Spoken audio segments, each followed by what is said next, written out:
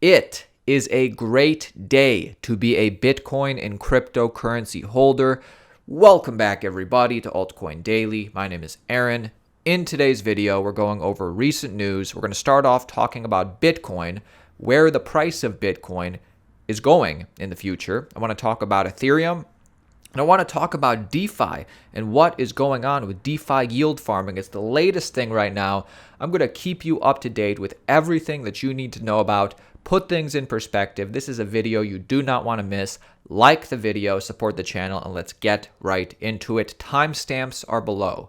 Major Swiss health insurance company now accepts cryptocurrency as payment. A major health insurance provider in Switzerland is now making Bitcoin and Ethereum payments available to all of its policy holders. The company is called Atupri Health Insurance. This is a well-known health insurance company in that part of the world. They're partnering with crypto financial services company Bitcoin Swiss. For its 200,000 customers, now are able to use Bitcoin or Ethereum to make payments. That's the great news. This is a great PR move for Bitcoin, making Bitcoin and cryptocurrencies okay and a legitimate thing to the general public. The other side of the story is that this company, based in Bern, will not be holding any of the crypto itself, rather just receiving fiat payments in Swiss francs once the Bitcoin or ETH is exchanged by Bitcoin Swiss. Also, the company will have customers paying for any fees associated with mining. So that's the story, the full story. I say this is a net positive, but let's move on. Bitcoin is targeting a price of $288,000 stock to flow price like clockwork. This is according to Plan B himself. Another monthly close is exactly in line with stock to flow predictions as Europe sees a return to negative inflation and the dollar wanes. Bitcoin is heading to $288,000 and higher like clockwork. Bitcoin has now put in its fourth so-called red dot on the stock-to-flow chart since May. According to performance after the two previous halvings, this just leaves months before a major price surge ensues. And let's actually go from this chart. Let's take a look at the live chart, and like he said, it's playing out like clockwork. Where we are today looks exactly like where we were at 4 years ago, looks very similar to where we were at 4 years beyond that or before that.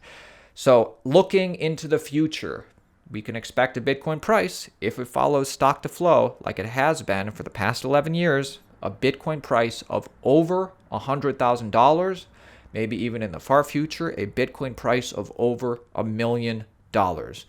And I'll leave it there because that's what might happen in the far future. I mean, we can say for certain that August 2020 is the first month with no trades below $10,000. And September, although it's just started, is currently the second month.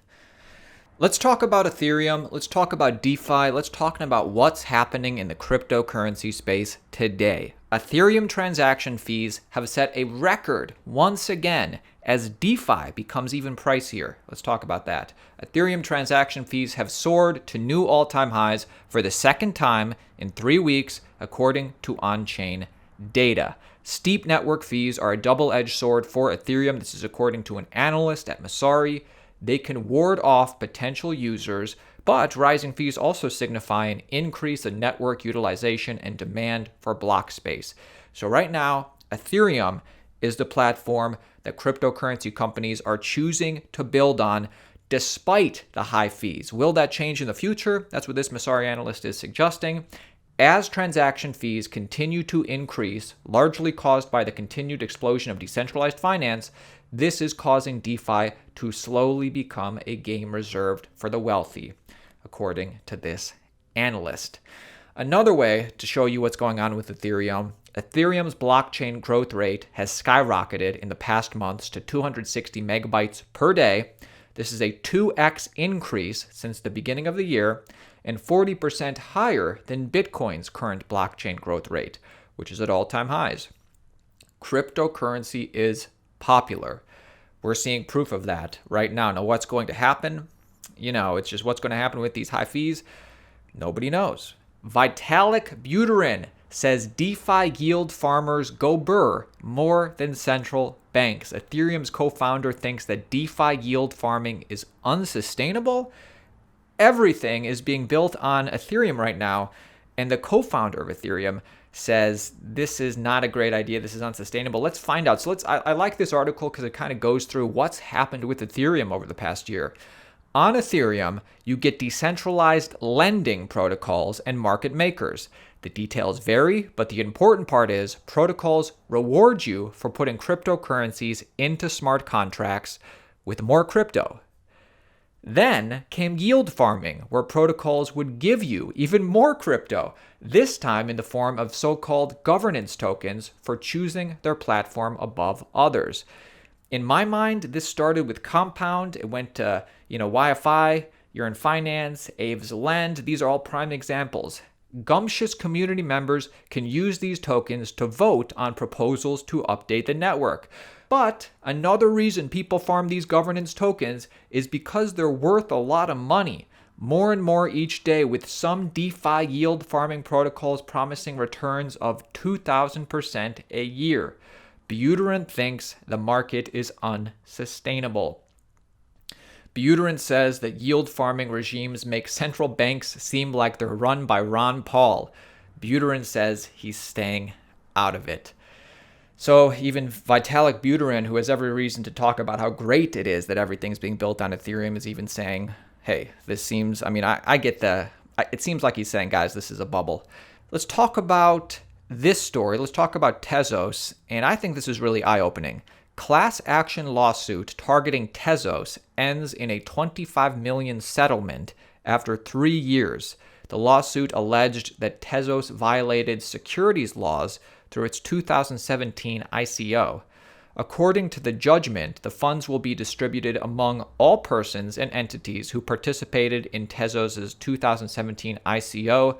Eligible parties must file a claim to receive a share in the settlement before October 16th, 2020.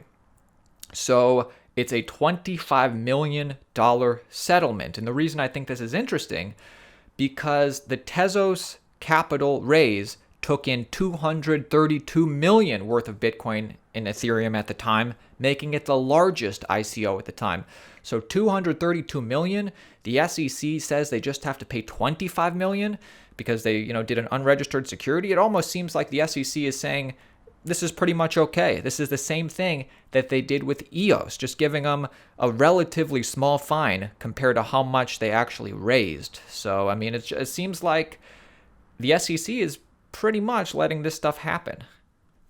Signature Bank gives dozens more PPP loans to crypto firms than previously reported. The reason I wanted to point this out to you is because it's just an example of another well-known bank giving loans to cryptocurrency companies and making cryptocurrency companies okay. Around 20 million of the 1.9 billion, so it's a relatively small number, in PPP loans the bank extended was given to roughly 40 firms in the digital asset space, according to the bank's CEO. The executive would not name the firms it gave PPP loans to or give an exact number of firms who took out a loan through the relief program, but public records show that Signature issued loans to a number of prominent firms in the space, including Ethereum Venture Studios, Consensus, VC firms Polychain, and crypto lender Celsius Network. So there's that. IOTA wallet balance can now be checked via Amazon Alexa. Who gives a fuck? I can say, hey, Alexa, what's my IOTA balance? Okay. Tether has now surpassed XRP by market cap again. And if we check coinmarketcap.com, see it goes Bitcoin, $222 billion market cap, Ethereum, $54 billion market cap, and now Tether at a $13 billion market cap. Will there come a day where Tether surpasses Ethereum and Bitcoin? That's how it seems like it's trending that way. I remember when Tether was in the top 20, then the top 10. Now it's in the top 3. Final story of the day. Malaysian authorities arrest crypto miners for $600,000 worth of power theft. The 2 crypto mining operations stole almost $20,000 in electricity per month. Why are people going to such great lengths to break the law to mine cryptocurrency? It must be because this is valuable. And that is it for me today, my friends. My name is Aaron at Altcoin Daily. Let me know what you think about the Tezos story. Let me know what you think about Ethereum's high gas prices. Let me know what you think about Bitcoin following stock to flow. I'll be looking in the comments. It's going to be a great year. It's been a great couple of months. And this is only the beginning.